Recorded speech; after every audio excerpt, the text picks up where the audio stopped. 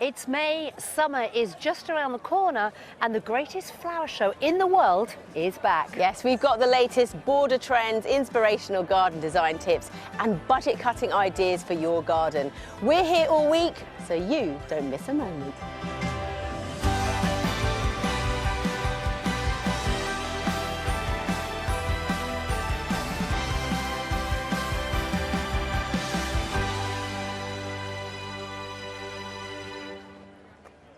Hello and welcome to the Royal Horticultural Society's Chelsea Flower Show 2024. And we are beyond excited to be back, aren't we? And together. Oh, thank you. I mean, the timing has been perfect, hasn't it? Because it's been such a dreary start to the year. And to come here and see all this loveliness. Yeah. We're not going to complain about the weather because it's as if the sun knew it had to come out for the first day of Chelsea. The Great Pavilion is full of wonderful colours and flowers as well, and the scents. Beautiful. Stunning. A great start. That's right. Now, our team of gardening experts are back and they're ready and waiting to guide you around the showground and share plenty of tips and tricks. Coming up, Chelsea gardens are packed with some of the most inspirational ideas for our borders. Across the week, we'll be taking a look at the latest trends. Today, Carol Klein showing us how to create a classic look with a twist. I love all the old favourites. Irises, lupins, foxgloves. But I've spotted a new way of putting them all together and bring your border right up to date. Plus, our design guru, Toby Buckland, is here, and this week he'll be providing solutions to our most common garden design dilemmas. From creating privacy from your neighbours to impressing your guests on a budget, I'll be helping you make a space that you'll want to spend more time in this summer. And we'll be joined by plenty of fabulous guests this week. Today, I'll be chatting to legendary food writer and Great British Bake Off judge, Dame Prue Leith, about her lifelong passion for gardening. But first, it was early this morning that the gates finally opened up to the press and a host of famous faces. And I went out to soak up the atmosphere and to give you a taste of Chelsea for this year.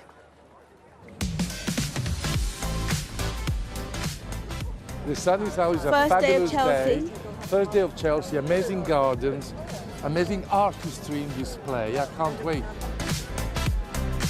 Yeah. So do you love Chelsea? Is this your first time? This is my first time, yes. I've never been, so yeah, I'm just so excited to kind of, explore everything, get as many tips as possible.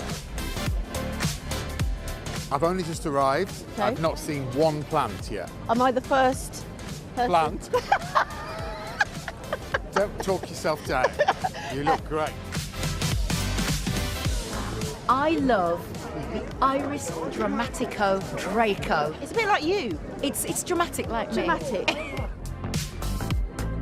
Do you like plants? I do, yeah. I mean, I'm terrible at it, but I like them. Yeah.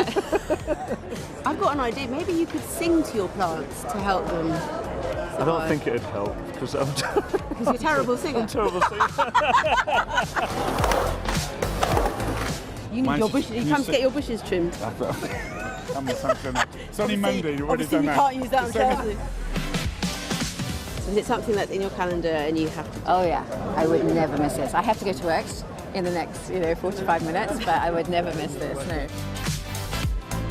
It's lovely to see you. You look fabulous. You? I've got an acre, which is great. Yeah. I live in the Cotswolds, but Yeah. it's filled with trees. So for me, it's very restful, very peaceful, and lovely. And I love all the little blues colours in here. You're looking very summery. I just thought, why not? There's some fellas in full suits here. What are you doing, lads? This is the best day of the calendar year. It is my favourite day because finally Joel gets to take me out. There we go. There we go.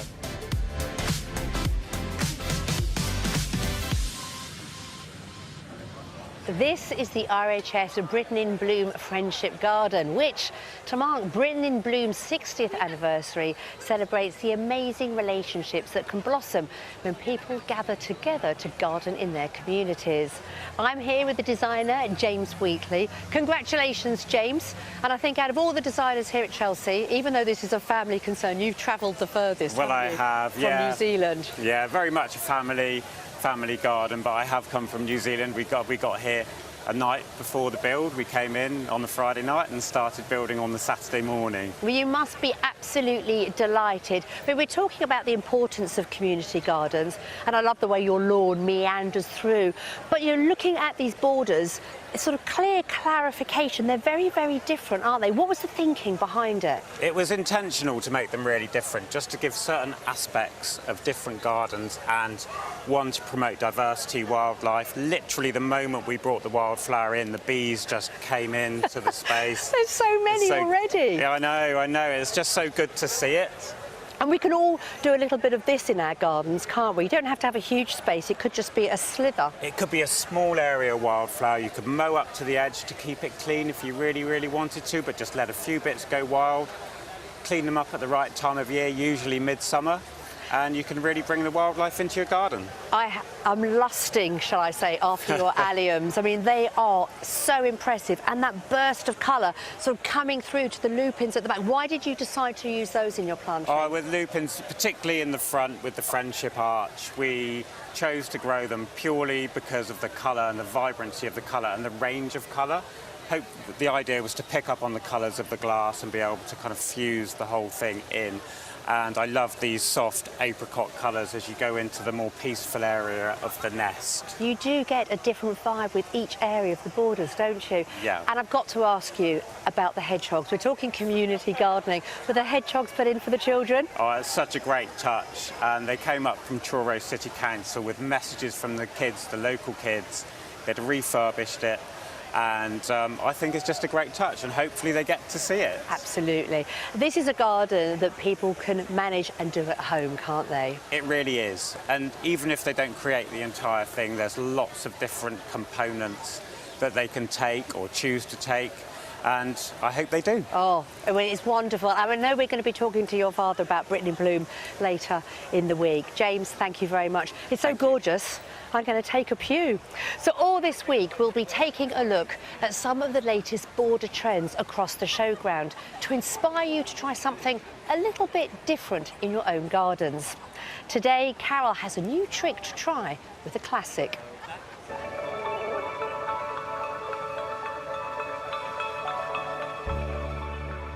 Cottage gardens.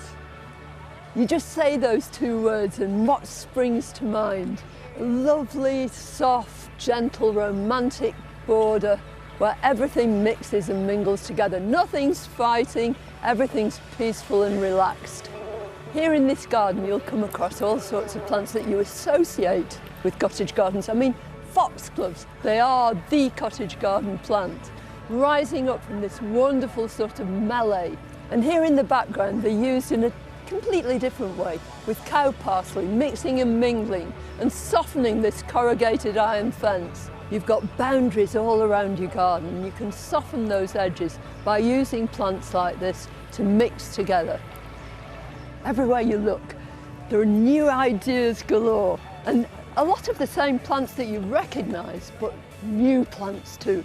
There's a baptisia called Burgundy Blast. How about that? It's just gorgeous. And it's mixing here with Euphorbia palustris. But both those plants actually set off the star of the show, this glorious iris, Iris Raja.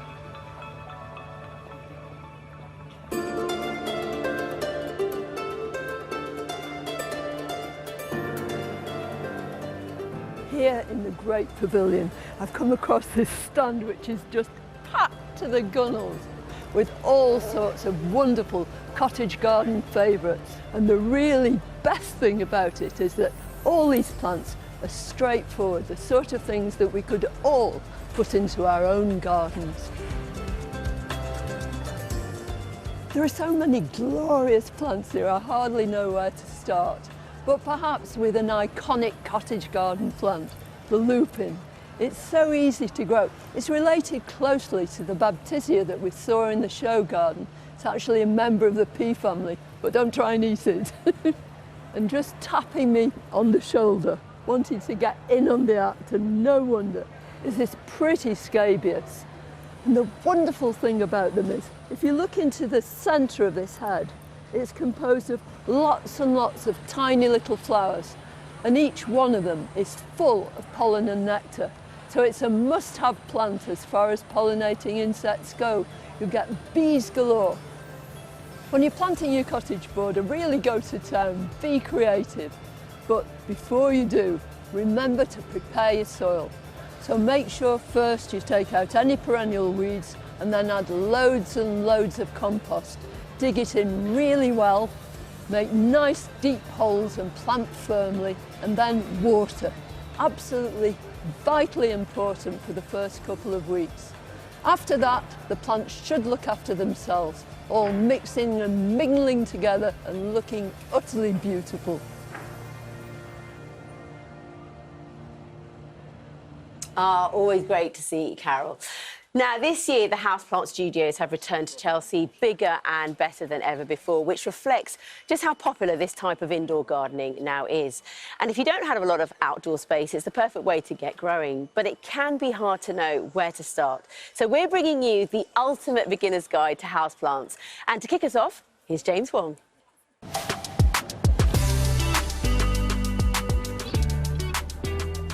We now know that simply stepping into green space can have a measurable impact on our mental and physical health, because you can surround yourself with green space for 365 days a year. You don't have to have a garden to be a gardener. So if you want to explore the great indoors, here's how to get started.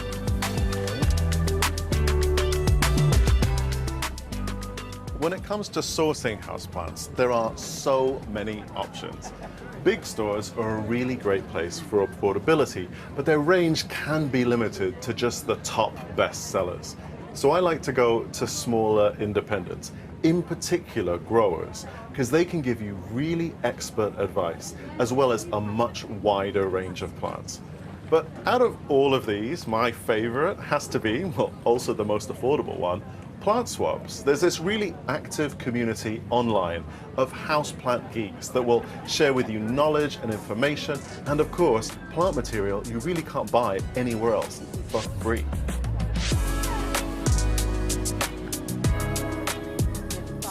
Plants are just living solar panels.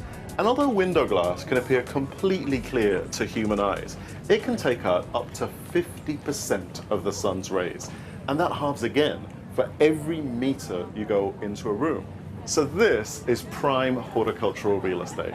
Cacti and succulents, desert plants, need to be pretty much touching the glass, whereas understory rainforest species can be 1.5 meters, maybe even 2 meters into a room.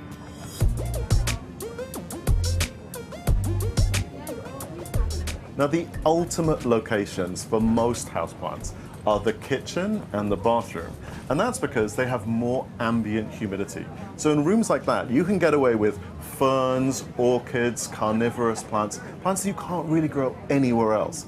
Outside of those areas, you can grow dry climate things like cacti and succulents. As long as you have enough light, there's only one place where you absolutely cannot have houseplants, and that's next to a radiator.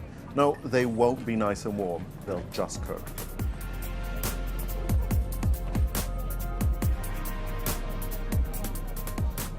You know, there's only one secret to having green fingers, and that's persistence. I think newbies can have almost an irrational fear of killing plants. I've killed loads in my time. It's the only way you learn. But to reassure you on how easy and affordable it can be, here's how you make a new begonia plant. You take off a leaf, you shove that end in some water on a windowsill. In 2 weeks, it'll have roots, and you're a new plant parent.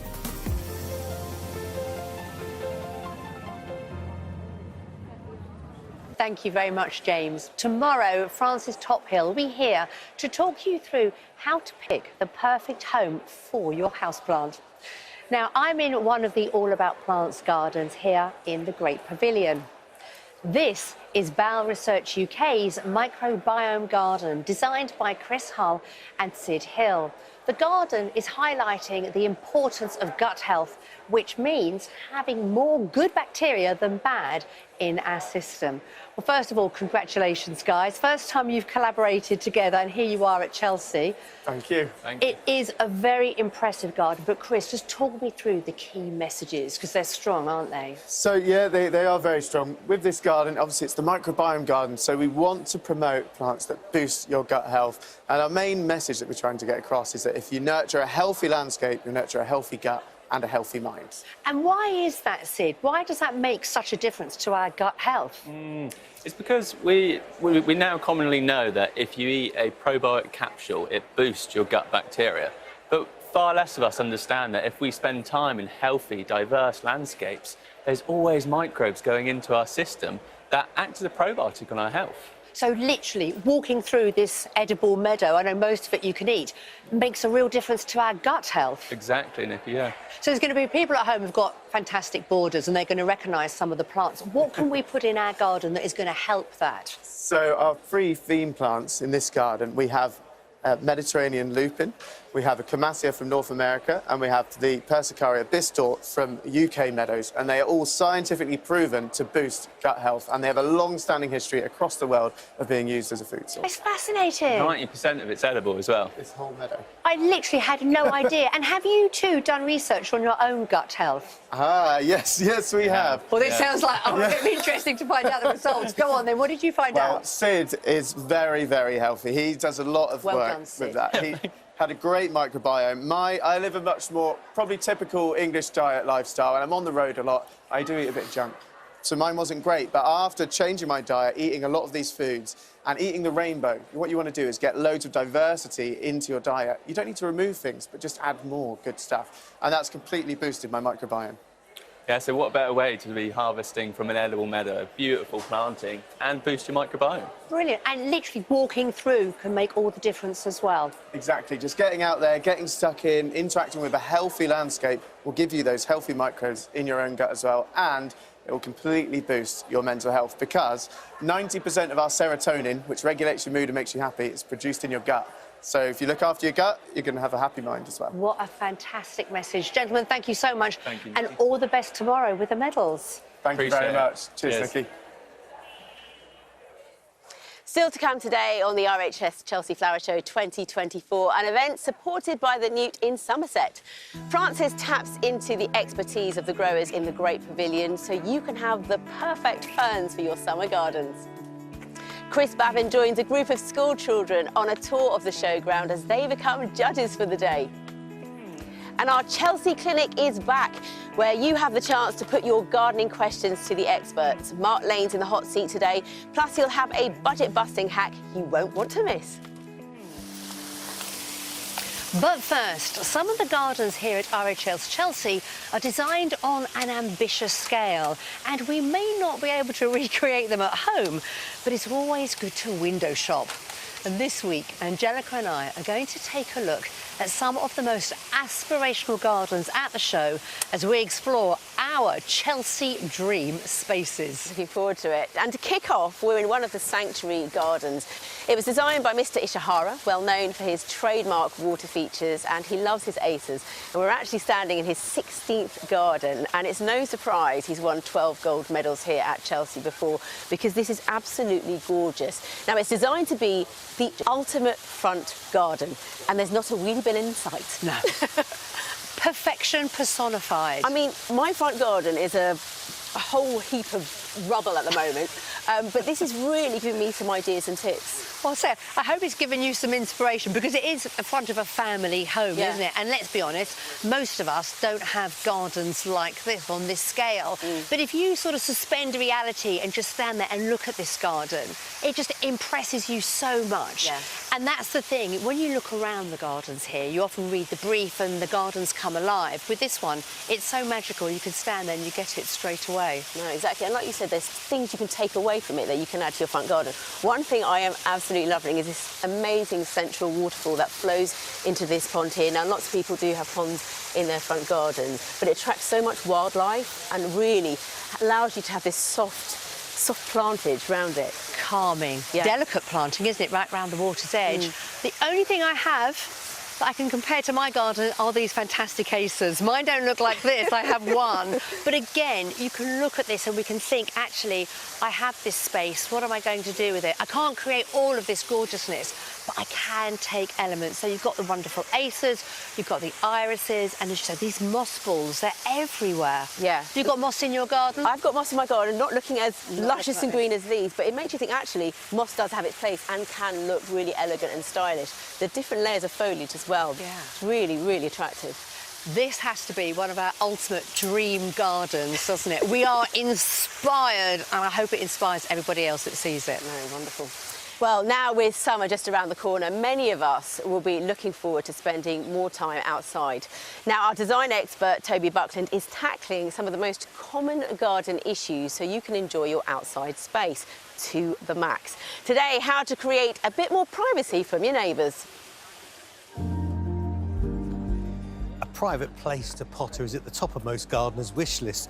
And even though the trend is for gardens to get ever smaller and more cheek bejowl, with the right plants and good design, that dream can be a reality.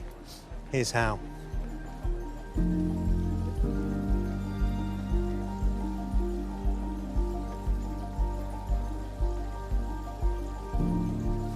The design of your garden is the starting point for making any space feel more private. You see, layout is everything.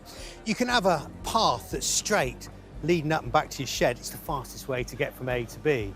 But it does offer opportunities like a serpentine path for creating areas that are a bit more intimate. Now, this is the Burma skincare garden, and you can see how the borders have been brought out from the fences or the edges of the garden right up to the path. And so when you're in amongst your flowers and tending them, the borders come and go, creating little pockets of privacy. So you blend in with the foliage. So you could be gardening away outside from the neighbours, yeah, in peace and privacy. Another clever privacy trick that designer Helen Olney has worked into her garden is the use of large plants in the middle. Now, it's all too tempting when you buy in trees and large shrubs to stick them around the outside of your plot, but that won't cut it when it comes to keeping the neighbours' prying eyes away. Now, if you get a tree like this deciduous magnolia, put it in the middle of the garden, you can sit out underneath it, and you'll even block out the stair from upstairs windows.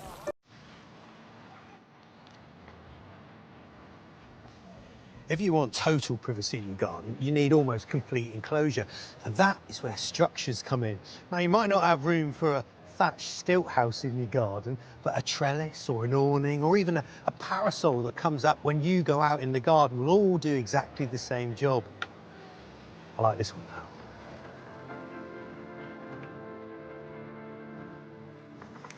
With overlooked urban gardens like this tiny balcony, architectural foliage, that's big leaves to you and me, is such a gift. You see, because it's like a living louvred blind. You can move it out of the way while you're having a peek at the neighbours and then put it back for a bit of privacy. Plants in here, the tree ferns, the fatsia, the Japanese banana, they're all redolent of Julesy, the designer's Carolyn home. They're dynamic plants, there's less of them in winter, and that's a good thing because then the sun is lower in the sky, you're out in the garden less, but your flat or your home is still illuminated by the low sunshine. But in summer, sitting here, it's like being inside a green cocoon. And the lesson here is, if you're planting for privacy, go with large leaf plants. The bigger, the better. Our first guest of the week has many strings to her bow. Cook, restaurateur, food campaigner, novelist, and of course, judge of the Great British Bake Off. But what you might not know is that she's also a very keen gardener. She is, of course, Dame Prue Leith. Welcome to Chelsea. Such a treat. It's always a treat. But this isn't your first time by any stretch, is it? I've been coming on and off for 50 years. Have you really? And the differences you must have noticed, Prue, over the years, because certainly for me, being lucky enough to come here, when I first came, I didn't ever see vegetables being grown or anything like that. And now you do, you know, it's lovely. I mean, in my garden, we have agricultural troughs in the courtyard, and they're full of tulips in the spring and then flowers throughout. But vegetables all the time. We grow salad stuff and basil and herbs and beans. We grow sweet peas and runner beans up the same pyramid. Because you moved relatively recently and have transformed the garden. How's it going? Because it's a big undertaking, isn't it, when you move and you start from scratch? Well, it was a very... What we did was we took over the farmhouse, and the farmer he used to do contract farming for everybody. So all what is now my garden was concrete, because it just had these big agricultural machines in there. So the first thing we had to do was to dig up all the concrete. And then we built a house and we built a garden. And that was 4 years ago, 3 years ago. We built it in lockdown. And it's just beginning to look like a proper garden. Is it? Yeah. Is it? Because you taught yourself, though, to garden, haven't you?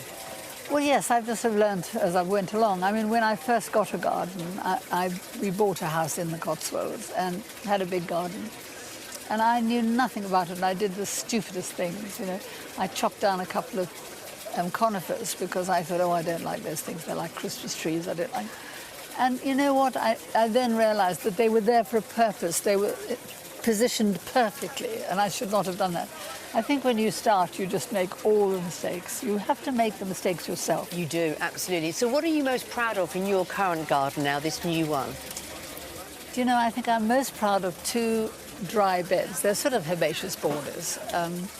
One is all blue and pink and mauve and those colours, and the other is autumn yellow, red in your face. And those two beds, we went down to Hauser and Worth in Somerset, and Pete Udolf is his name? Yes, yeah, the designer. The designer supplied a planting plan of his wonderful, wonderful herbaceous borders, really. Grass gardens, he called them, because they're more grasses than herbaceous plants. And I just stole this plan, reduced it to my size, and we have the most perfect beds. They're beautifully planted, and the colours just drift from one to the other. And he did all the work, and I got it for free. I can see it in your face when you're talking about your garden. You're so passionate. I'm not going to stop you for too much longer because it is the most beautiful day. There is so much to see, and I know you're a massive fan of garden and gardeners, getting expert advice. So enjoy the rest of your day here at RHS Chelsea. Prue, thank you for joining us. Now, so many people who love gardening first caught the bug as a child, and earlier on today, a group of school children were invited onto the showground for a very special reason, as Chris Babin found out. I'm really looking forward to this one because primary schools involved in the RHS campaign for school gardening could apply to take part in the children's picnic and become judges of the first ever Children's Choice Award right here at Chelsea.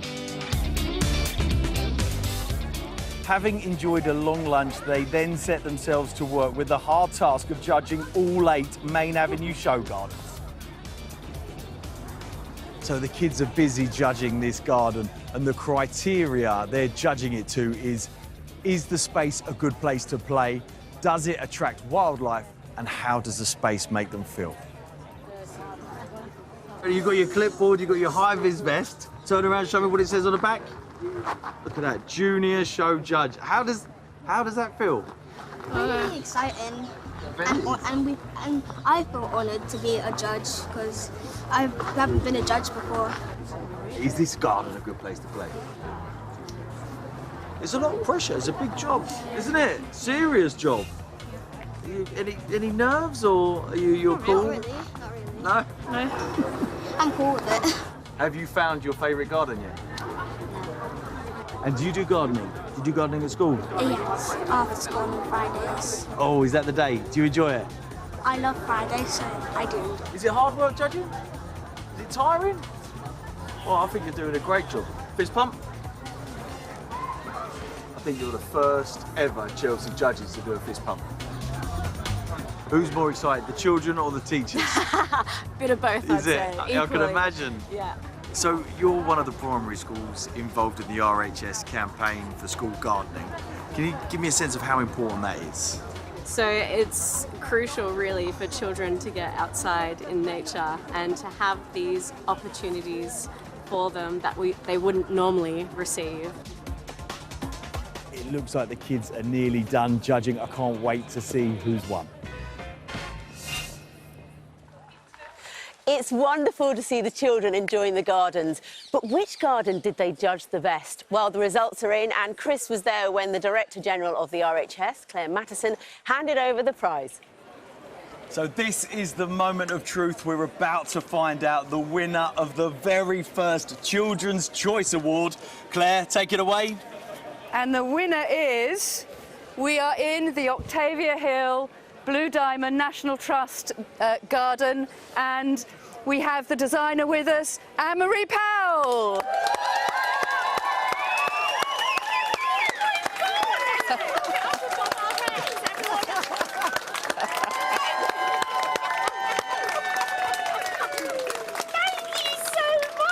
I couldn't be more delighted. So, tell me, what was it about this garden that you liked so much? Well, I really liked how there are hidden things in it. So when you walk in, you first don't notice the stream, and then behind there, there's the steps, which are really nice, and they're hidden away. It's really cool. So the fact that you discover things as you go through I think that's brilliant, isn't it? They were for you. That's why I put them in. We've got our young Joe Swift here as well. I love the hat. But how does it feel to be the first ever Children's Choice? I am absolutely delighted because we designed you in. And so it's just brilliant to be here and to share the garden with you. We need people like you to fall in love with gardens and horticulture. So I couldn't be more chuffed. Yay. Thank you. This is our award. Look.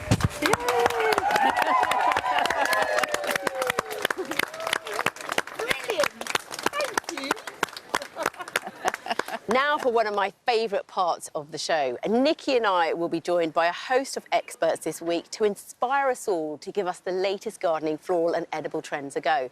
Today, I'm delighted to say that florist to the stars, Simon Lycett, is here. Hello. Hello.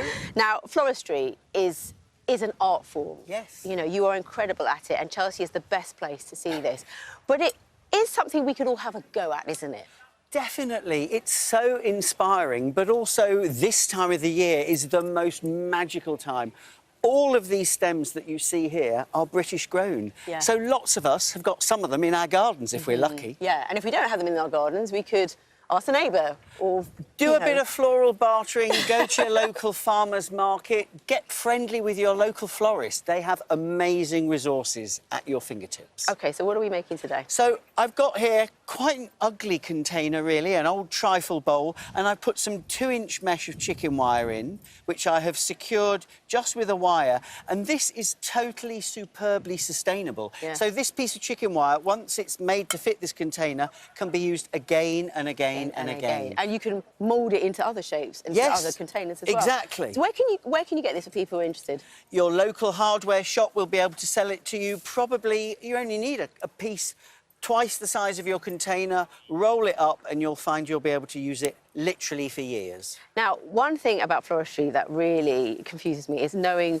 where to put what flower in which position. So you're starting off with foliage here. Yes. So it's almost like these are my probably the chorus line. They're the supporting actors that are gonna then be the start of building up my arrangement. And what you want to do is then concentrate on using all your really gorgeous stems later on. And one of the reasons we do that is so that we don't damage them as we're adding into the arrangement. Understood. So you want to keep all your really precious blooms to the very end. So the Hollywood stars come last. The Angellica arrives on set fairly late in the day, let's say You that. flatter me. OK, so I see what you're doing here. It's work in progress. So I've got some lovely pittosporum, and then this, smell that.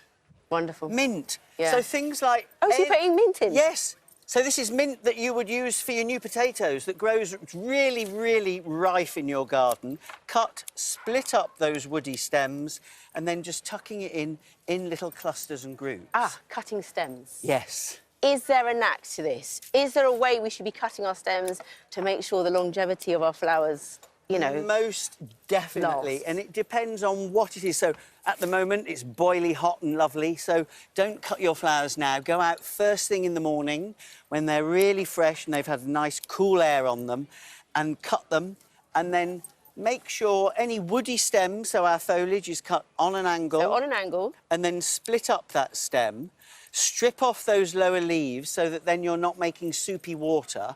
And then when you're working with them, let them have a day or two of being in water, somewhere cool like a garage, and that will really help them to sustain themselves once they're within the arrangement. OK, what about the more softer, subtle stems? What would you do with those? Well, weirdly, something really fragile like this perfect poppy here, you're meant to snap that stem and then just sear that in an open flame. Really?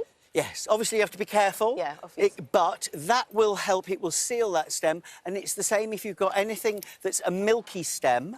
So any of the flowers that exude any of the milky saps, if you just sear those into some water, it will into a flame and then put them in water, it will really help to prolong their vase life. Right, what else do we have to do? What else do we have to put in here quickly? So we've got all sorts of gorgeousness. One of the things that I love to use, smell those.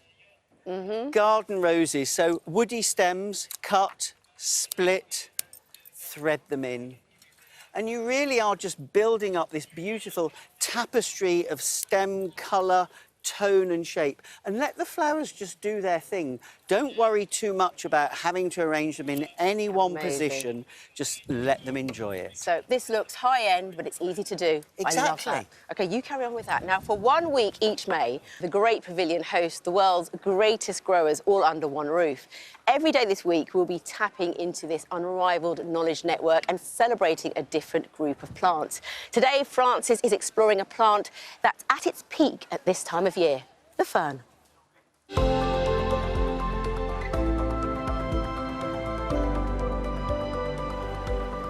Ferns are really incredible. They're flowerless plants, so they produce spores rather than seeds. And you can tell them by their classic feathery foliage. Now these are called fronds. There are around 12,000 different types of fern on the planet, and some of them have been here since even before the dinosaurs.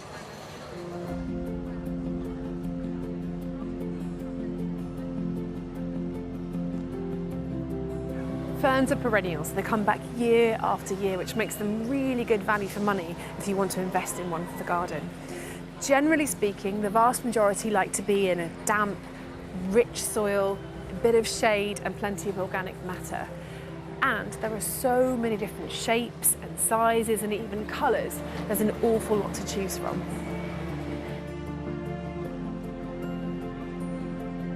Mark, it's a beautiful stand. Thank you. And you don't have to convince me because I love ferns, but tell me why you love ferns. Well, the first thing really, they're so easy to grow and there's so much diversity within them. They're just vibrant, they're just beautiful. Are they fairly easy to look after? They generally just grow themselves. You know, as long as you keep them watered, to keep them damp, they just do it for you. And once you've bought one, can you make more from that one plant? So in the dormant season, October through to March, you can just get yourself a sharp spade and you can divide, you know, one into 3 or 4 quite easily and spread them around your garden. So would you say that spring is the best time to see ferns? It is, yes, yes. All the fresh fronds come up that rich, lush colour and they really do look the best. If you had a position that was quite dry and quite poor soil and maybe quite sunny, what would be your go-to fern for that? Well, there are two really. There are the Dryopteris types and the Polystyrchum types. They're both very versatile. Once established, they can cope with quite a bit of dry. Tree ferns are really popular. What is your advice about how to look after them in the best possible way? Generally, there's only 2 rules of thumb, and they are just like humans. So in the summer months, keep well hydrated, and in the winter, they stuff the crown with horticultural fleece, hessian, an old jumper, just to insulate it from freezing. If it's really cold, you put another layer on just to protect it. When people come to shows like this, and speak to you, what is the question that you get asked more than any other?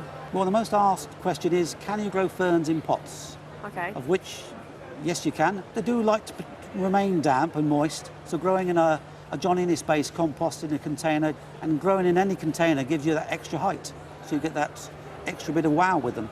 Well, I didn't need convincing, but they're absolutely glorious, and thank you very much for telling me all about them. Thank you, Francis. Oh, Oh, thank you, Frances. You know, I think ferns are so underrated. They're so elegant and fabulous. Yeah. Actually, speaking of fabulous, what do you think of Simon Lycett's floristry display? This is incredible, but you were involved as well, weren't you? Yes, to a certain extent. Is this a new career? I'd love to do this. It's amazing.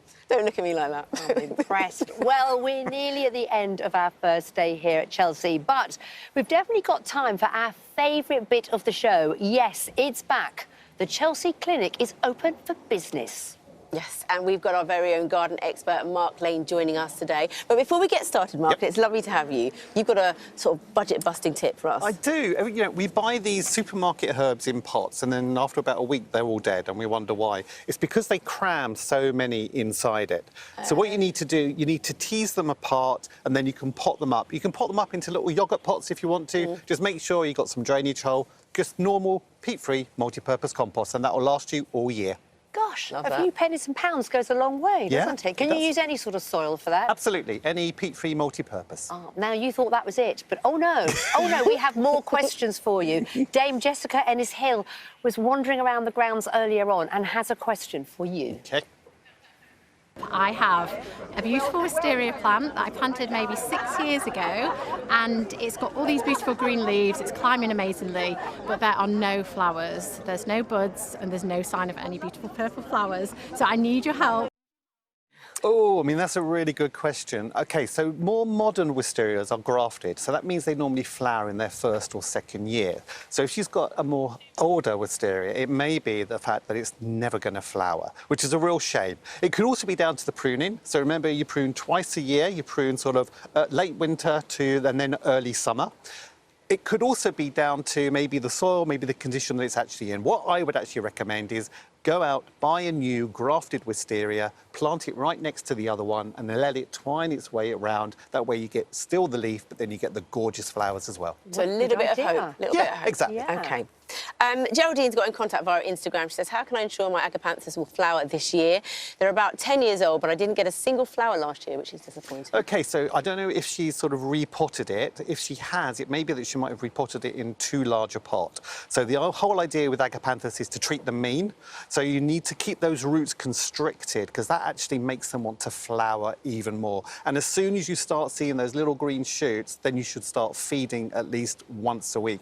But one little tip, if you are going to repot it up, just go 1 finger width all the way around. So just literally the next pot size up. Treat me. Yes, I like We'd that. like that line, didn't we? Definitely. Time for one more. Dame Darcy Bustle was here earlier. She's got a question for you. We have 2 dogs in Italy, so the lawn gets a little bit of wear and tear, but we have a shaded bit, and how we keep that going, I don't know. We've tried every grass on it, and it's always patchy.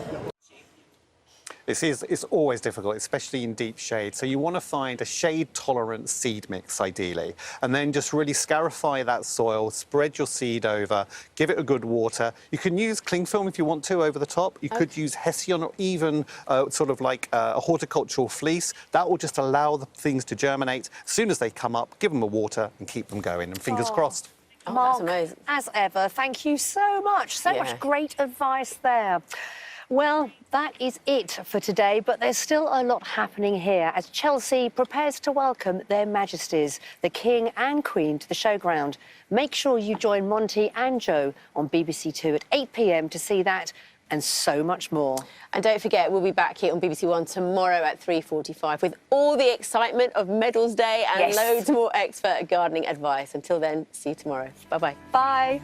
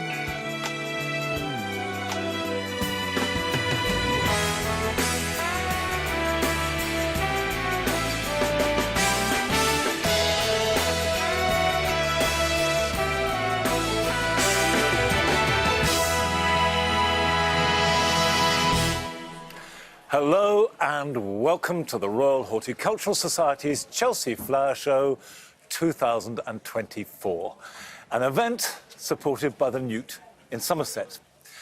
Now, it's wonderful to be back here at Chelsea on the opening day of the most prestigious and talked about week of the whole gardening world. From ambitious garden designs to the expertise of the plantsmen and women, it never fails to amaze us. And we'll be here all week exploring the showground to bring you a flavour of the Chelsea magic and some inspiration for your own gardens.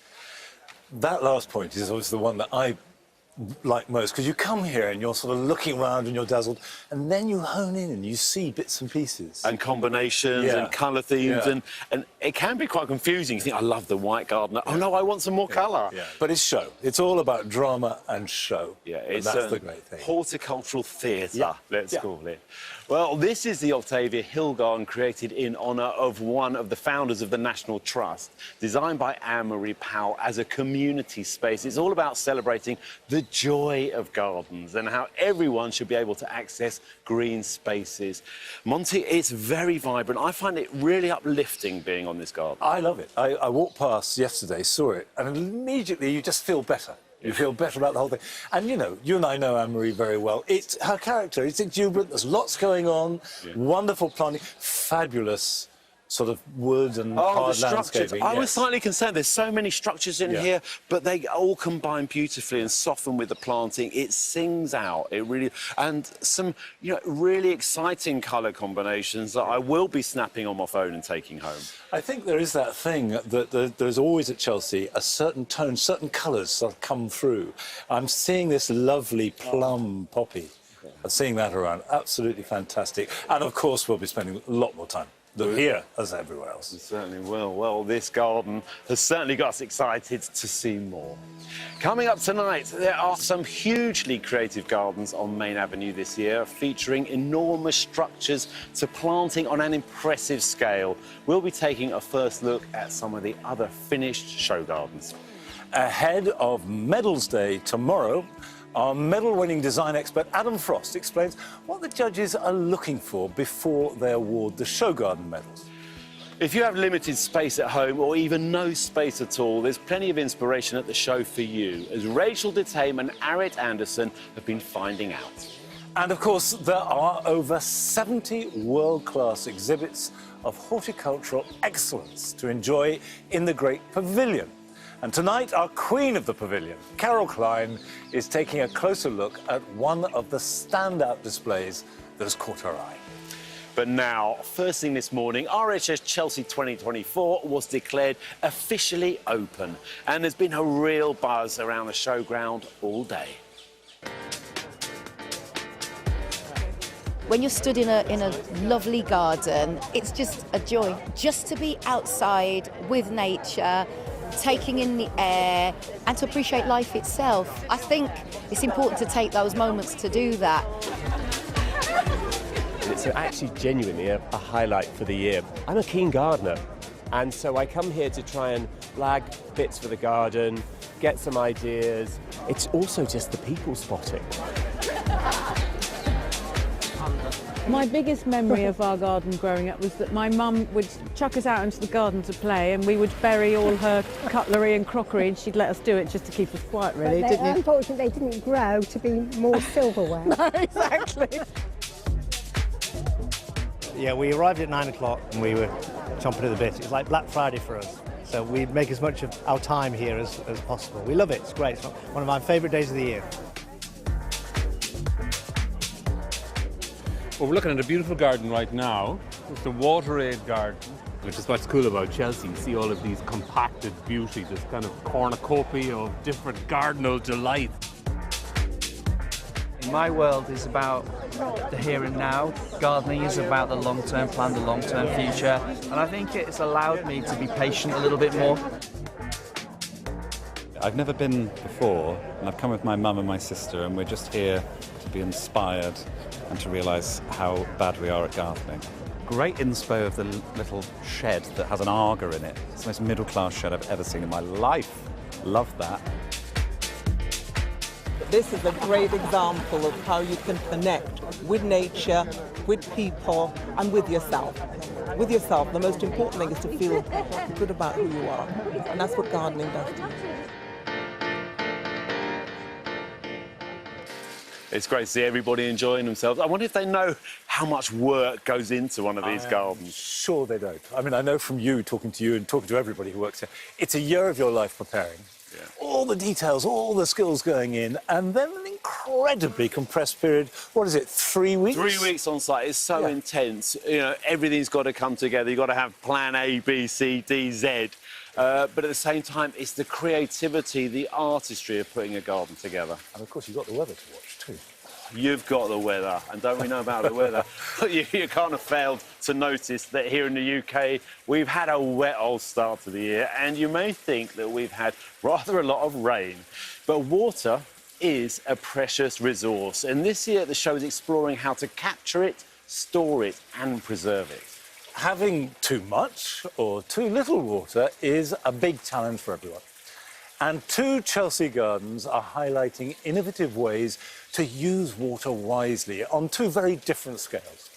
Sophie went to visit them as they built the gardens.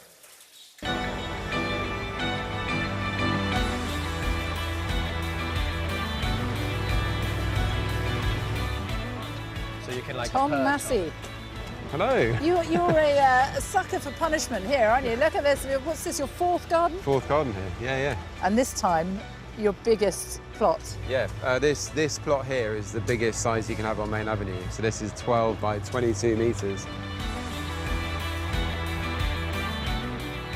So you brought in a bit of help. I brought in Jay. And Jay, your role in this? I'm an architect, but we're a co-designer for this garden. I design the structure and make sure it's safe and it's a perfect shape that we're looking for. What are you creating? So this is the Water Aid garden, and it is all about the importance of rainwater harvesting. Very fittingly. Yep, very fittingly Giving me- today. yeah. Showing you that water is abundant and at times scarce. Water all over the world is being affected by the climate crisis. So we're using Chelsea Flower Show and this garden here as a way to get people thinking about water in this country. So how does that get reflected in this garden?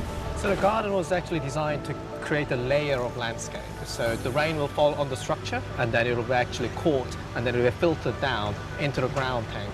We are storing it for the future use. And you're demonstrating that very clearly with what you're planting up here, because they are not staying on the ground, are they? What are you going to do with them? So what we're going to do tomorrow is we're going to section it into 2 parts and lift up the 2 funnels at the same time. And then we'll provide the columns at the base so it have a solid ground, and then we'll marry them up. So they're going to stand like that on a column, Yep. yeah, 4 of them. Yeah. The spiral cladding is kind of like water going down a plug hole. Have you ever tried this before? Not in this way, no. In our heads. In your heads? I know it. I knew you were going to say that. Well, you guys, there is enough pressure on your shoulders. I'm getting out of here. So I'll leave you to it, all right? Enjoy the mud. It's really impressive what Tom and Jay are doing on Main Avenue, but I'm about to meet another duo who are tackling water management on a somewhat smaller scale.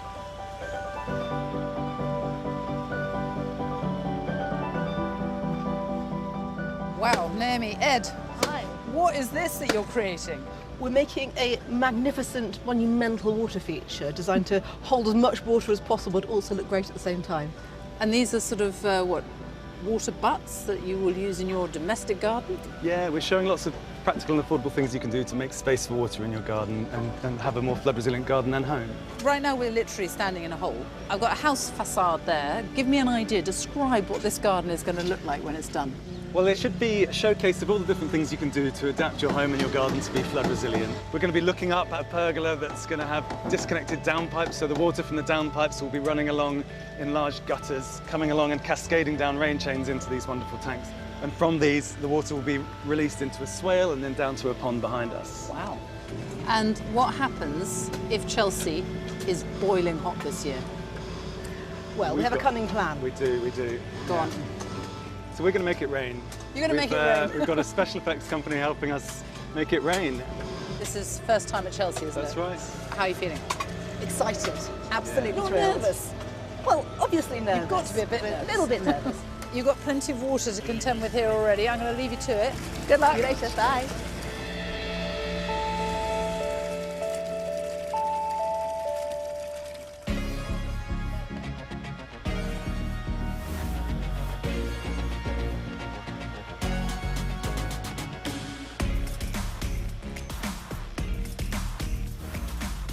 think if we can get all this done now. Tom, Jay, this looks incredible. This is just extraordinary what you've done here. Structure in the air. It's amazing. How was it getting all this up there?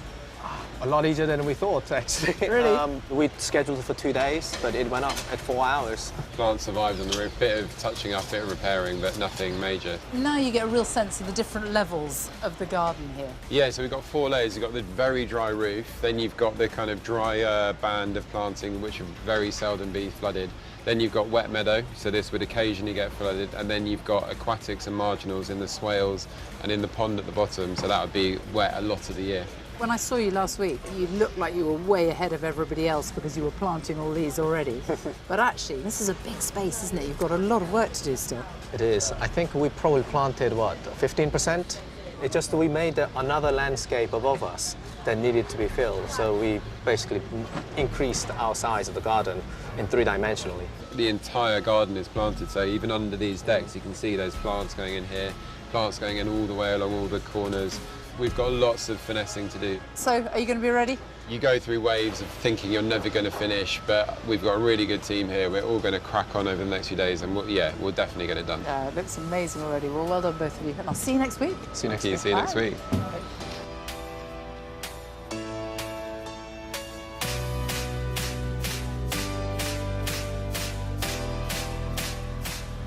Naomi.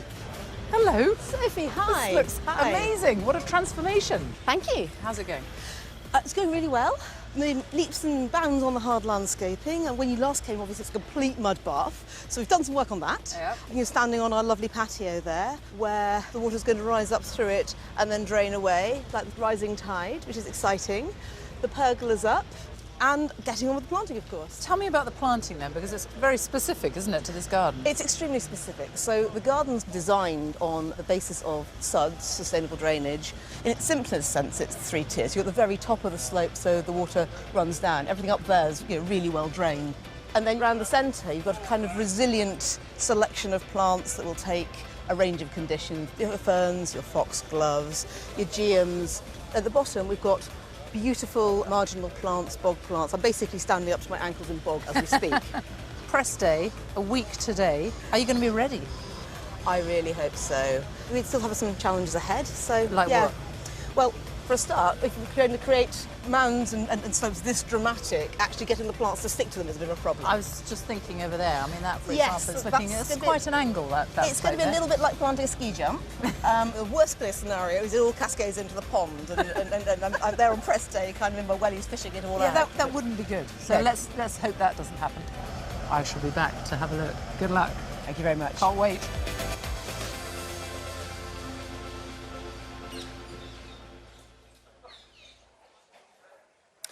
Well, the garden is now finished and looking immaculate. I have to say it is really impressive, and I love the way that it's dealing with the complexity of water, because Chelsea gardens, by and large, have a big hit, and they show you something and it's dramatic and that's it.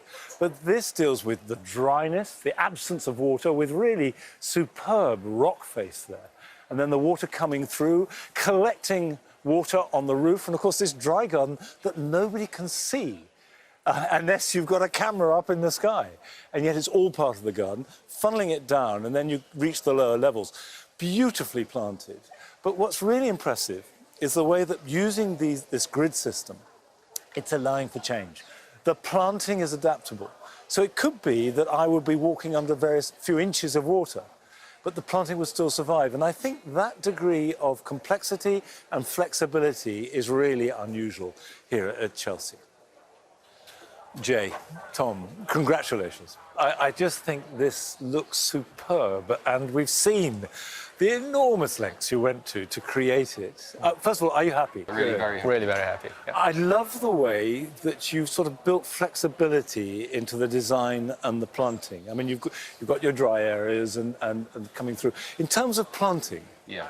was that a complicated thing? Yeah, I think trying to get that dry to wet shift is always a difficult thing to achieve. So you've got Iris Germanicas at the top, Sibiricas at the bottom, and then a kind of transitional space through. But I think trying to get that right and make it feel natural is quite a challenge.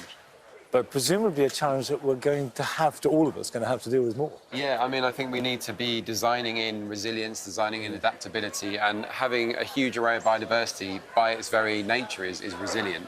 We're obsessed with wet because we've all had the wettest winter we've ever known. But we've got to deal with dry too. It's the absence of water. So tell me about the storage. What different ways are you storing water here? So this pavilion actually draws down the rainwater and it stores a below ground tank, and so you can use it very dry weather. And for past few years, we had a very wet and also very dry weather. And also this landscape actually holds the water for a longer period of time. Swales will go up and fill up during the wet period. It's worth pointing out that swales is a word that none of us used until about 5 years ago. And now, of course, they're hot. Everywhere. And here at Chelsea, you're here for a week. It's going to look fantastic. What's the future of this garden? So it's going to go to a public garden in the north of England and live on as a place of water aid to tell people about sustainable water management and help talk to people about how important rainwater is and that we should all be harvesting, storing and utilising this precious resource. And we can do that in our normal back gardens just as we can in the show garden. You know, you dig a small pond, disconnect your downpipes, so many ways. Well, thank you both. Thank you, Monty. very much. Cheers, thank you.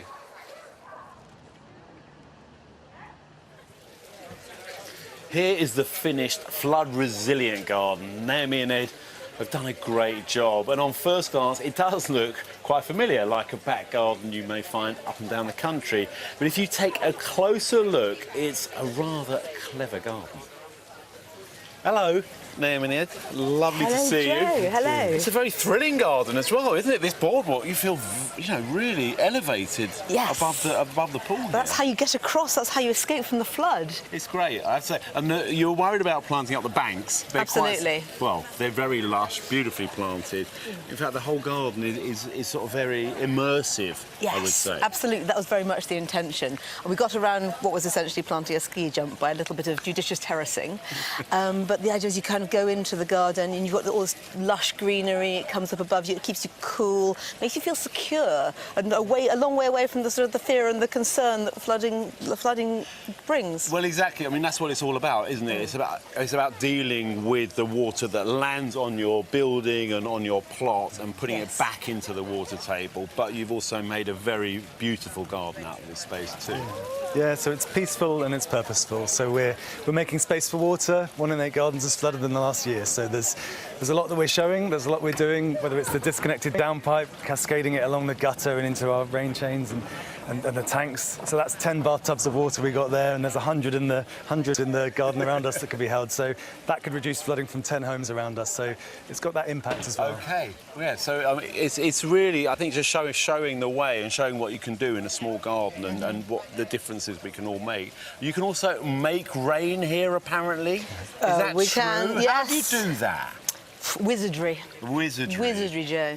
Well, apparently later on in the week there's going to be quite a bit of rain anyway. Actual So rain. this garden is going to be put to the test. It is. Well, fortunately, the steep slopes means that it should drain really, really well into the sump. The sump is designed around a dynamic river system, so it's OK if it rises and it's OK if it falls. So we're ready for it. You can cope with anything here. are. Congratulations. It's really the lovely garden. Thank you very much indeed. Thank you. Now, over in the Great Pavilion, there's just as much skill and innovation on show as there is here on the gardens. All this week, we'll be taking a closer look at some of the standout displays. And to kick off, Carol's gone to explore an international exhibit that's returning after a 4-year break.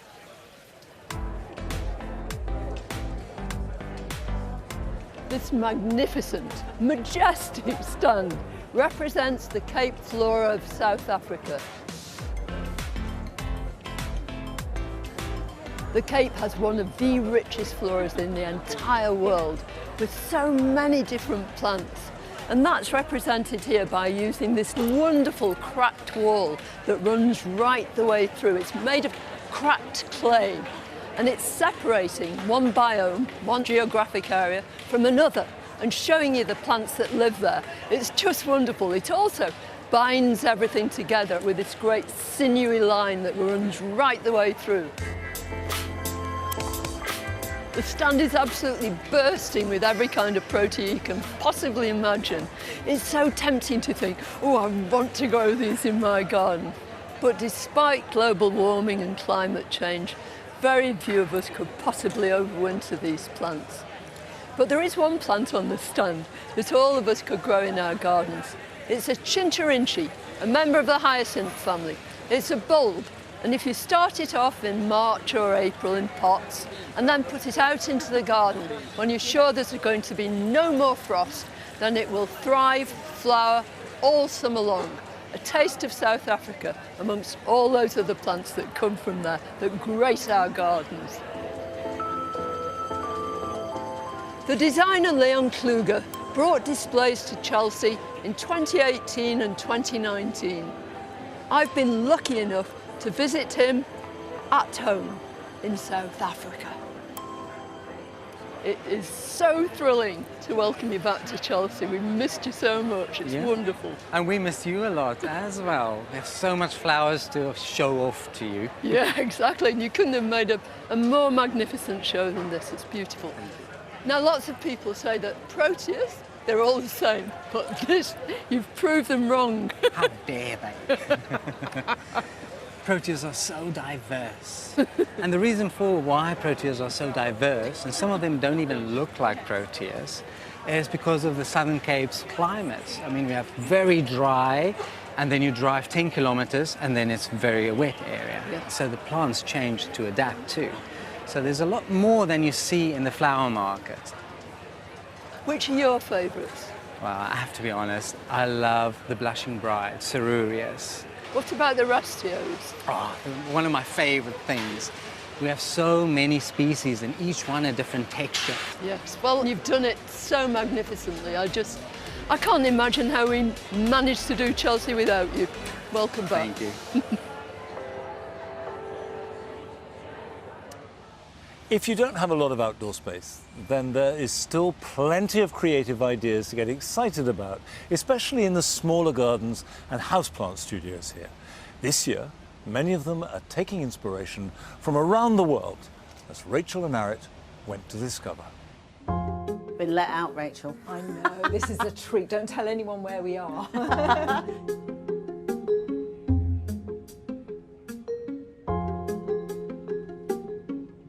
This is brilliant because as a gardener I'm so often focused on the plants that are outside in the garden, and actually there's a whole world of other plants that we can grow if we just give them this bit of protection indoors. No, you're absolutely right, and I think what they've done here, which is very clever, I'm seeing this map and I love the fact that we can really buy into that idea of, you know, what we can grow. There's all these cards which relate to the colours on the map there. Yes, it's almost like being in a library. Yeah. On a library card. So what have I got here?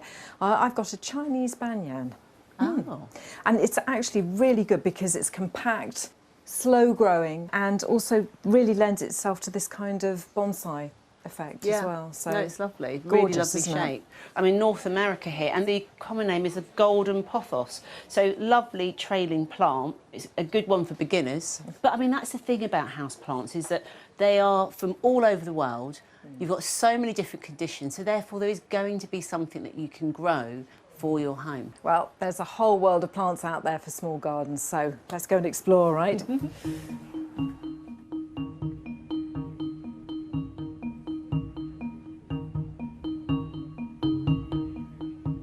British gardens are full of plants that are not native, and that's wonderful because you can evoke holidays that you've enjoyed and you can have a completely different atmosphere in the middle of the UK. So here, for example, just on this balcony garden, which is a fairly small space, we've got from Australasia the tree fern, we've got from Asia the hosta, and then there's this wonderful, rather contorted shape of the hesperallo, these very skinny leaves and winding stems here, and that has come from Mexico. And in fact, this is a really good one for a pot because it stays nice and compact. We've got larger things like the cornus here, which was a dye product used in Egypt. And underneath, more familiar plants, things like the astrantia and the geum, which are more from a temperate European type climate. So here we have all sorts of things, memories of holidays, very beautiful and in a small space.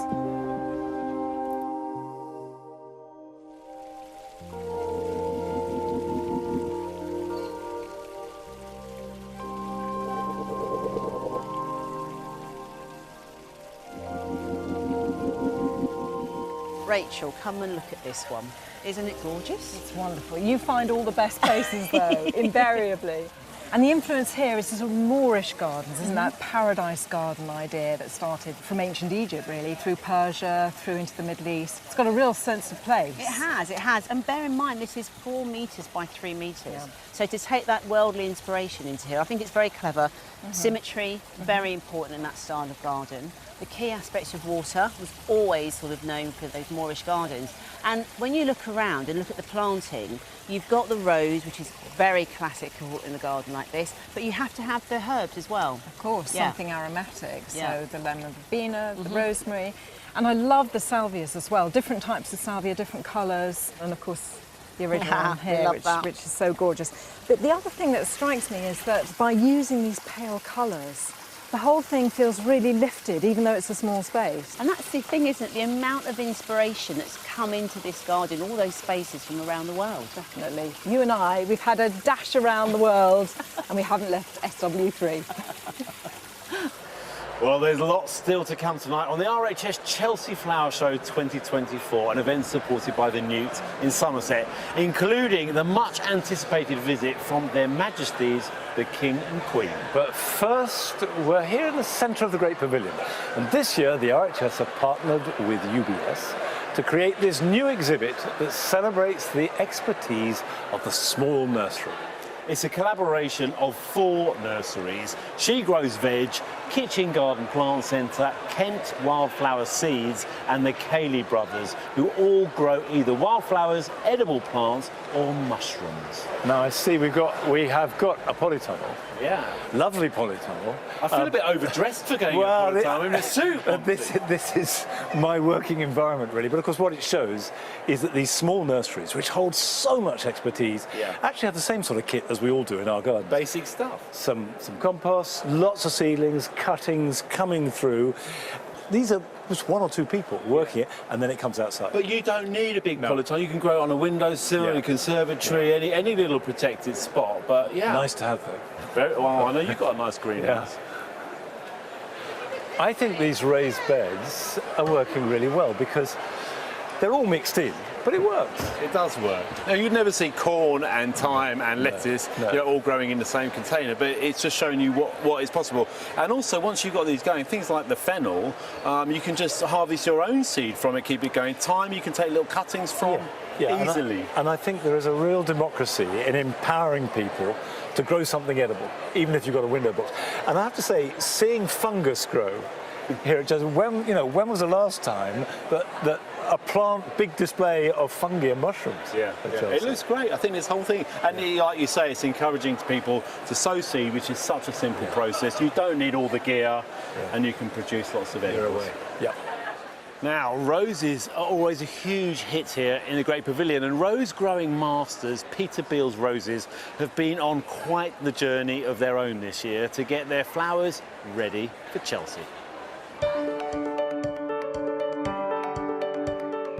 People love roses because they're so versatile.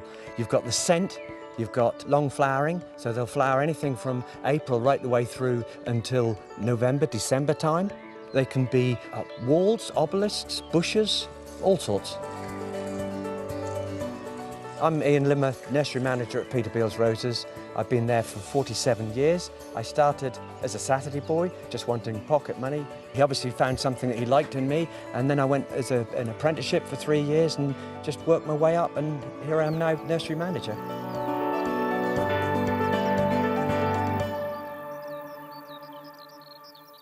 We've got 45,000 roses in this field, and they're all one variety.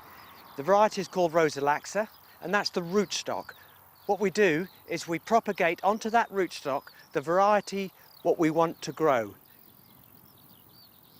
This is established rootstock. So what we do is we put the variety from here and bud it onto the rootstock.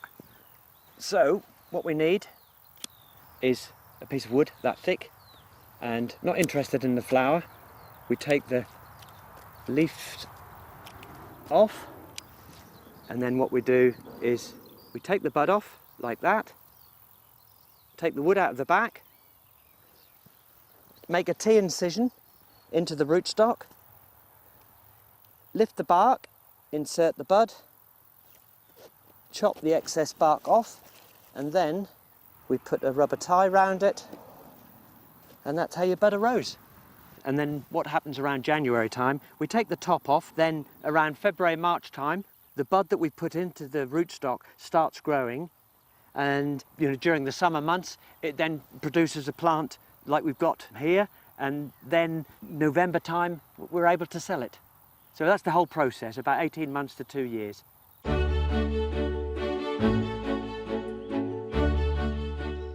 This is our 2-acre rose garden. We've got thousands of plants in here.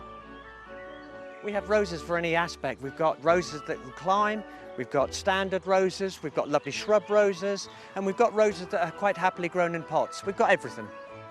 We've got climbers and ramblers that can go over all sorts of structures. Here we've got a climbing rose called Pippin growing over an obelisk. One of the common questions that are asked is what is the difference between climbers and ramblers? Climbers generally repeat flower and have larger flowers on the end of the stem, and ramblers generally tend to flower for a shorter period, about 4 to 5 weeks, giving us what we call a wow factor, covering the whole structure from bottom all the way up to the top.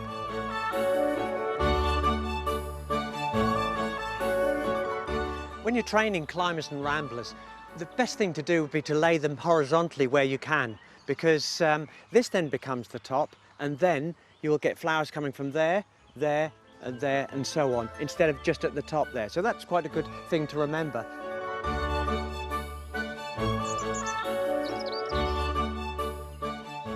We've noticed there's a bit of a trend coming back more towards some of the wild species roses. This one here, Rosa hedleyensis, really beautiful, flowering end of April time. We've got another one here called Rosa sepulta. They will grow in woodland, they'll grow in wild sort of areas, and they just poke their flowers through beautifully for about 4 or 5 weeks. We've had 28 gold medals at Chelsea Flower Show. The pressure is quite intense, especially getting the roses out in flower. But I think I've done 46 Chelsea, so I'm just beginning to take it in my stride a little bit, but you can never take it for granted that we're going to get another gold medal. For Chelsea this year, we're working with the RNLI to celebrate their 200th anniversary. On a personal level, I'm so excited because my grandfather served for the RNLI for 30 years. Here are the roses in the glass houses ready for Chelsea Flower Show. We put in about 3,000 roses to get about 1,500 that are perfect, for the stand. We're launching a rose for the RNLI. It's with Courage. It's a very special rose. When it first starts, it starts off of that orangey colour. It reminds me of the orange of the lifeboat, and then it turns to almost a peachy yellow of their life jackets. It can grow in almost any position. It can go into a pot. And last year we cut several flowers and brought them in, and the scent was lovely. It's a very tough, resilient rose. This will help and reflect what they do. Over the last, 2 or 3 months, we've had some very, very bad cold conditions. We've been walking through the glass houses. They're on target, and suddenly the stress levels will be going down because they will be there. There will be a Chelsea. We will have a wonderful stand. And here is a magnificent display from Peter Beale's roses. Ian, I've just got to say, watching you graft, doing that, oh, here's the bar, just make an incision, there you go. Look, it's all done. You make it look so easy. There's a man who's been doing it all their life. Well, that's right.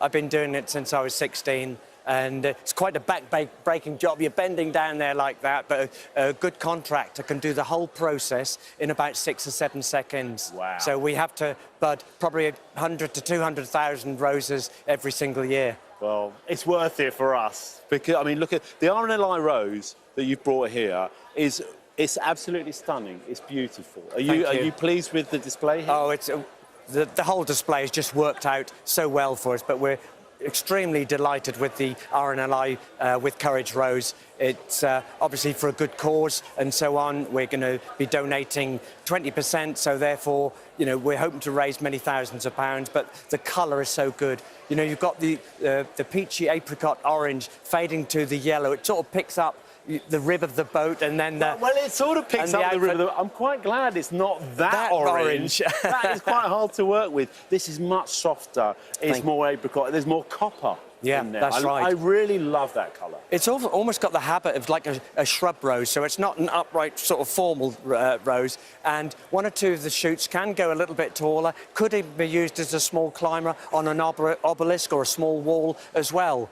And yeah, it'll just flower all summer long? All summer long, right, you know, off and on. You've got to be careful all summer. It might need a little break, but really off and on all through the summer and well into the autumn. Yeah. And, oh, someone's won something over there. There we go. Well, you've also got your beautiful wild roses in the back there. Rosa Glauca is one of my favourites. I'm glad to hear they're coming back. Well, I think, you know, you have to have the whole lot, from the squeaky new to the old traditional, really old species roses. And we mustn't forget, those roses will grow in woodland, they'll grow in poor conditions, and they'll flower for about 3 or 4 weeks, but the beauty of those, they also have beautiful hips later on in the autumn, and with, you know, some of the foliage, it turns autumnal. They really are wonderful, and you're right, they are coming back. Yeah, you've got the whole range here. Well, hopefully some champagne corks will be popping for you tomorrow. But congratulations. Thank you very much. It's a really wonderful Thank you, exhibit. Joe. Well, there are many designers and growers hoping to win gold on Medals Day tomorrow. But when it comes to the main show gardens, just what are the judges looking for? With 7 golds to his name, one man who should know by now is Adam. I am going to try and explain to you what it takes to win a gold medal here at the Chelsea Flower Show. It's not the most simple process to understand, but I'm going to try, all right? So first of all, you've got a group of judges that will come onto your garden, have a good look round, and they will score you. So it breaks down into 9 categories, and within that, you want an excellent, or maybe a very good, or a good, or a satisfactory, or you don't really want this, but a poor. So think school report. But just to simplify, we're not going to talk about all 9.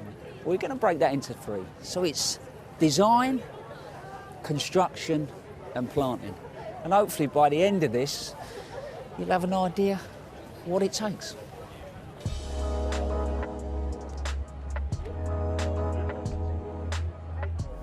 A lot of times you hear designers talking about their brief, which is ultimately the story of the garden. But the designer writes it. They set out very early on what they're trying to achieve with their garden. But that 2D then has to change into 3D. It comes alive. The walls, the buildings, even the trees. How does it feel? These forms, these masses, these open areas. So you're gluing all these different things together to create that perfect garden.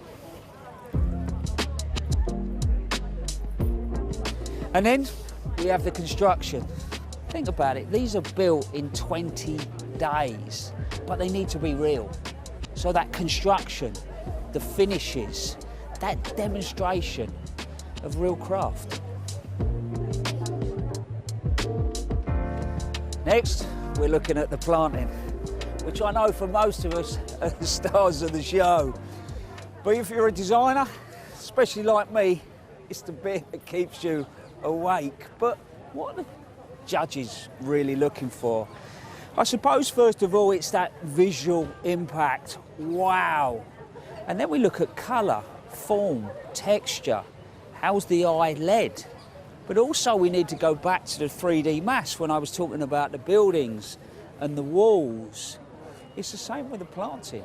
You think about the trees, the shrubs. How does it break the space up? How does it make it feel?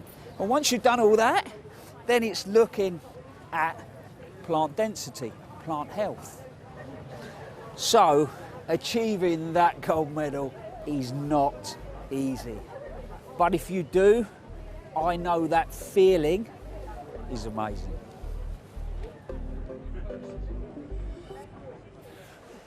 This year, RHS Chelsea is celebrating the many ways that trees can be of benefit to our gardens, the environment, and of course to our own well-being.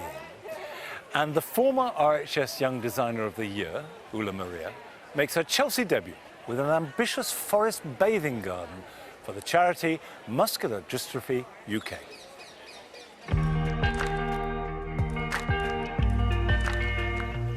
I I love being in nature for as long as I can remember. I used to spend every summer being immersed in the garden, so I feel this innate connection to nature. I am Ulla Maria, a garden and landscape designer, and this is my first year designing a garden at Chelsea. I was born in Lithuania. I was fortunate enough to grow up in a landscape surrounded by meadows, and I really remember the memories of me going into the garden and picking strawberries and climbing the apple trees.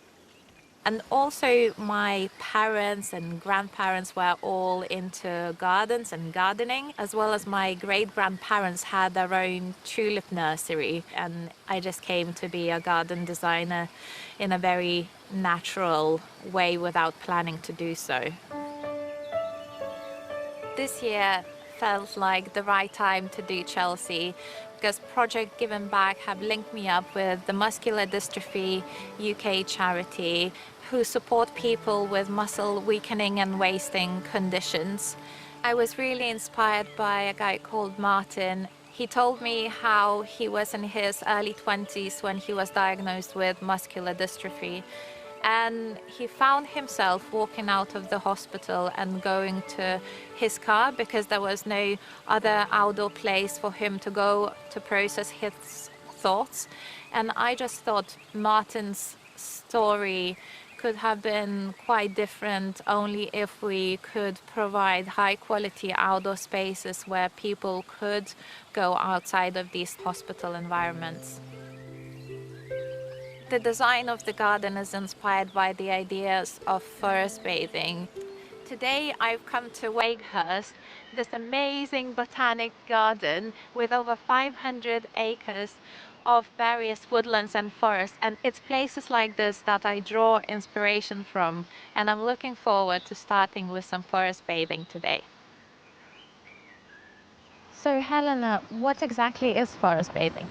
The name forest bathing is inspired by the Japanese practice called Shinrin-yoku, and it means bathing in the atmosphere of the forest. It benefits us on so many levels, mentally, emotionally, physically. It has been proven to boost our immune system, calm our nervous system, regulate blood pressure, slow heart rate, just generally give us an overall good feeling of peace and calm. I think I'm quite attracted to this little bit over here because there's a little opening and the tree canopies are coming in, and we will have a little snippet of that at Chelsea, so I'm gonna go with this spot. So let's just begin with bringing your awareness to your breathing. Feel the weight of your body onto the earth. And for a moment, listen for the sound of space. So gently and slowly allow your eyes to open. Notice all the colours. Notice the shapes, the crossing branches, the overlapping leaves.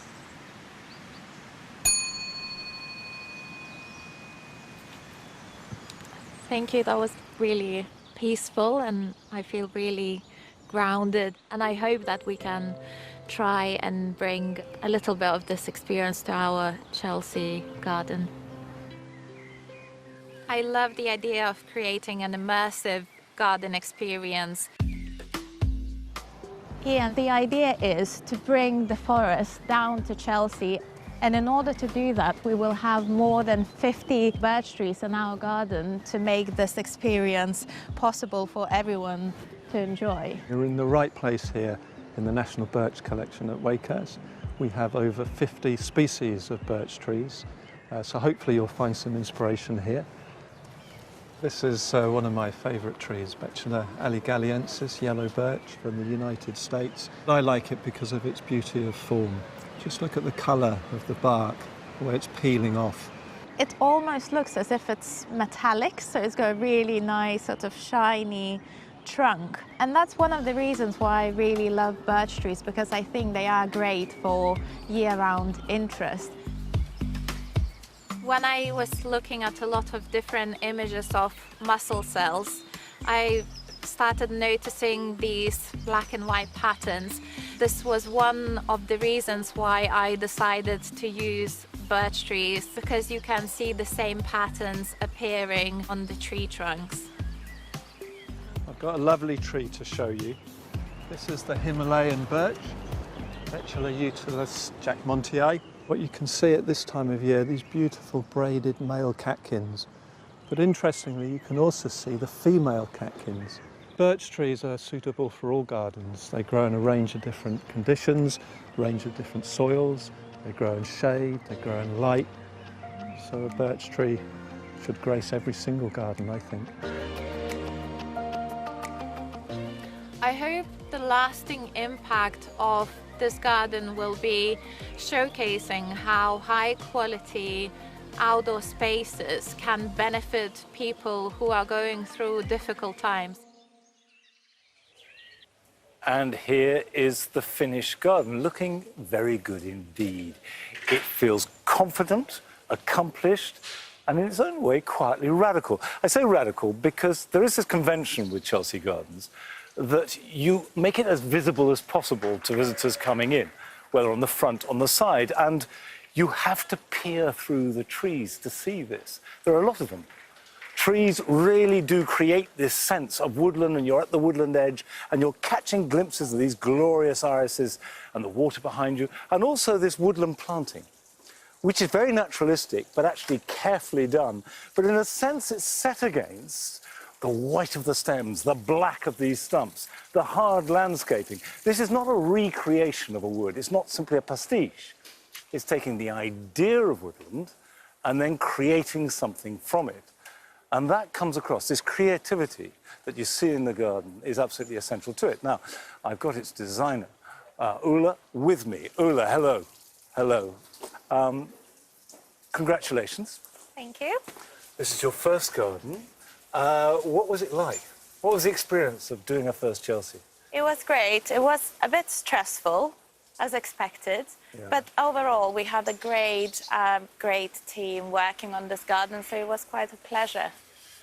What you've done here, and I was saying how that you've created the idea of woodland, but you've used, I don't know what material you've got on the seats. How did you get that? Charred timber, and the guy who makes the furniture, Ollie Carter, he lives in the woodland where his home is in the woodland, and he goes out and sources timber from that woodland. So it's just charred, it hasn't got any other surface on it at all? It's charred, and it has a little treatment on it, just a sealant. And that wall, which again you're not going to see in an average woodland, does it represent anything? Is it simply for decorative reasons? It's decorative reasons, but also has a value like a wild sort of insect hotel, but trying not to... Now, there is always this thing that with forest bathing, I understand the immersion and giving your senses to it. The visitor can't do that. They can't come on the garden. So how are you going to share that whole rich experience with someone looking in from the outside? I think I tried hard to push the trees right onto the boundary of the garden to get a bit more sense of this immersive experience. So all of the trees go right up to the boundary and the canopy overspills onto the track. So I'm just hoping that it gives a bit of that sense. So the garden is just leaching out across the rest of the showground. Well, it's very beautiful and well done, and I hope it goes well. Fingers crossed. Thanks. Now, across the week, we'll be taking a look at some of the planting and design trends that seem to be emerging at RHS Chelsea this year, which may well inspire us all when making choices for our own gardens. And tonight, for the first part of our Chelsea lookbook, Francis Tophill has spotted one particular colour palette.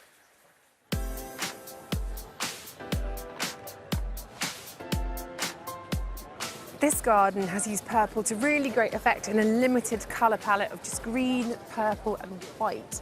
And the impact of that is very calming and soothing and quite centering.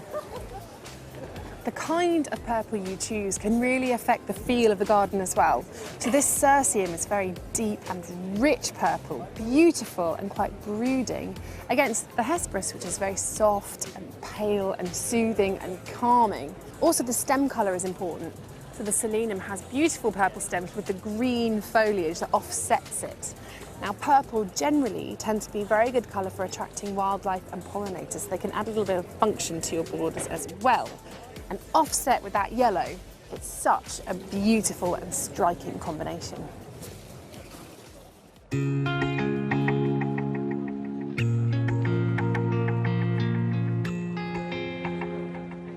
This garden uses purple foliage very effectively. So things like this Didonia viscosa purpurea. It's a really unusual shrub with lovely purple leaves, but also there's more playful things like bronze fennel, there's purple-leafed kale. And all of this purple foliage bounces off the silver foliage, so things like Elaeagnus quicksilver, which makes the whole space feel very arid and hot and dry, which is not what you'd typically expect in a garden that's dominated by deep purple colours.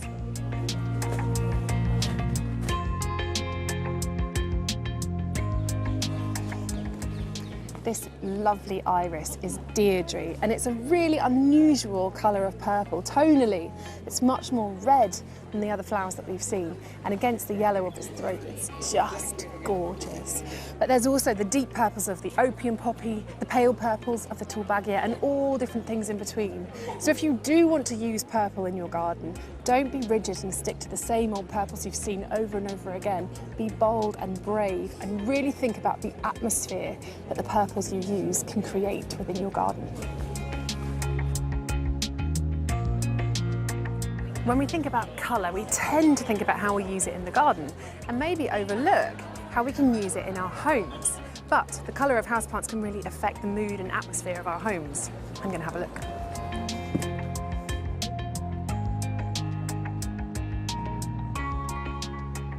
With purple hues, you really get the chance to maximise the drama of your houseplants. Just look at this calathea. That's beautiful variegation on the top of the leaf in different shades of green. But on the underside of the leaf is this dramatic purple colour. It's so beautiful. Now this, because of this different green top, is adapted for very dark conditions. So in a dark house or a dark corner, this will really thrive.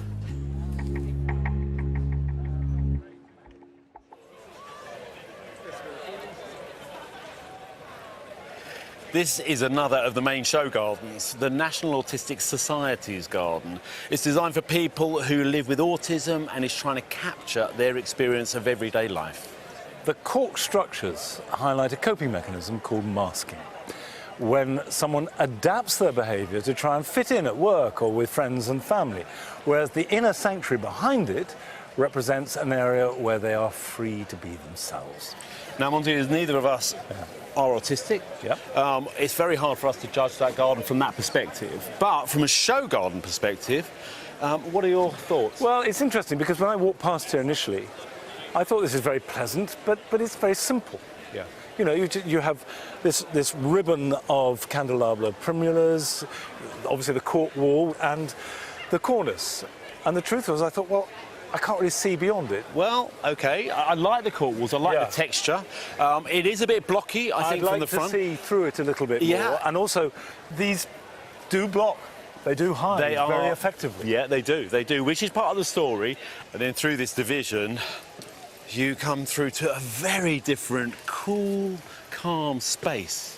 It's lovely, isn't it? It really is. It's absolutely lovely. Yeah, it's delightful. And a huge contrast. I think these cork structures work much better here as well. I really like the texture. I love the moss. I love the green and the camassias. Yeah, the river birch, the multi-stem river birch. There's a real sense of place. This is absolutely beautiful, and I could spend a lot of time in this space, I have to say. Well, we'll be looking in more depth at this garden with our coverage later in the week.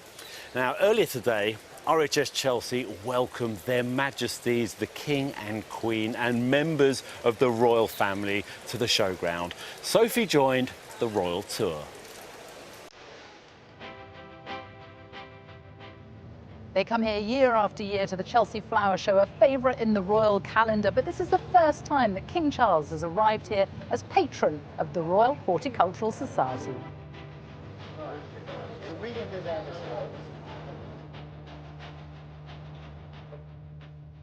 The first show garden that the King is visiting is this one, the St James's Piccadilly Garden, based on the church in the centre of London, a stone's throw from Buckingham Palace. You've been here year after year, so many years now, but what does it mean when you get a royal visit like that at the end of all this hard work? Having the royal visit really gives you something to aim for at the end of the build, and it's wonderful to have that sort of royal seal of approval. Now, this is Tom Stewart-Smith's National Garden Scheme, Show Garden, which the Queen is about to visit. And the whole garden is going to be transferred to a new site in Cambridge for the Maggie's charity, of which she is patron. What does it mean to you to have the royal visit? It does sort of almost give it a stamp of approval, which is wonderful. Not just for me, but for the probably about 50 people who've been involved in this project, so it's very special. She was super interested and absolutely adored the planting, so it's a real privilege and honour to just be able to show around. It's so exciting! For the first time in a very long time, the royal party is making an official visit to the balcony and container gardens. The King and Queen are almost at the end of their tour of Chelsea this year, but they have one more garden to see. This is the No Adults Allowed garden. This garden has been designed by the pupils at a school, a primary school in southwest London. And when the show is over, the whole garden is going to be taken to their playground.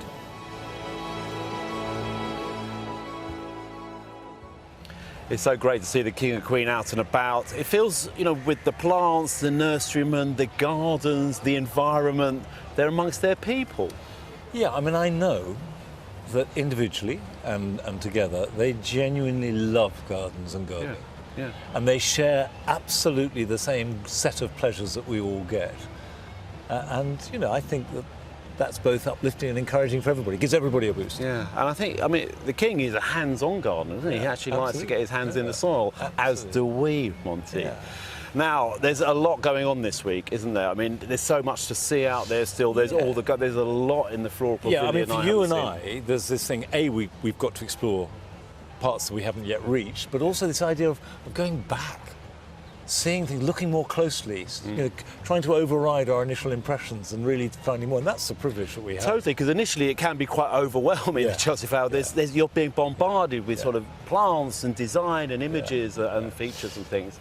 But the big thing tomorrow is not what you and I think, it's what the judges thought. Yes. Medals. Yeah, a big deal this for everybody out there who's being judged. Tonight they're not going to sleep too well. There's going to be a lot of nail biting. And it's very, very exciting tomorrow, I've got to say. And we've done our predictions, Monty. Yeah, well, this, I mean, I know you're nearly always wrong on this, but I think I've cracked it. I'm on a losing streak, let's put it that way. Listen, in that envelope, I am confident is best show garden, and the judges will agree with me if they can. They'll agree with you. What I'm doing is I'm going to give you that, so I can't change it, but I want yours. Yes, well, I'm sure the judges will agree with me. Well, I have been on a bit of a losing streak, I've got to say. We'll see. It's the criteria, isn't it? It's the way they judge it. You know, it's very, very. There's points here. It's got to be faultless there. It's not just the gardens we like the most. It's much more technical than that. There's no sentiment involved. Yeah. Absolutely. Well, we'll definitely find out tomorrow, one way or another. Also tomorrow, it's the return of, wait for it, Monty. Oh, I love it. Ask Monty and Joe. Looking forward to that, Monty? Well, yes. I mean, I'm sure you find the same. Most places I go, I'm asked questions about gardening. Yeah. But we do love to hear from you. So please, get in touch. And all the details are on the screen now. And we will try and answer as many questions as we can throughout the week. Well, that's just about it for tonight. Our coverage of Medals Day here at RHS Chelsea kicks off tomorrow at 3:45 on BBC One with Nicki and Angellica. And Joe and I will be back here at 8 o'clock tomorrow evening with all the excitement from right across the showground. But until then, good night. Good night.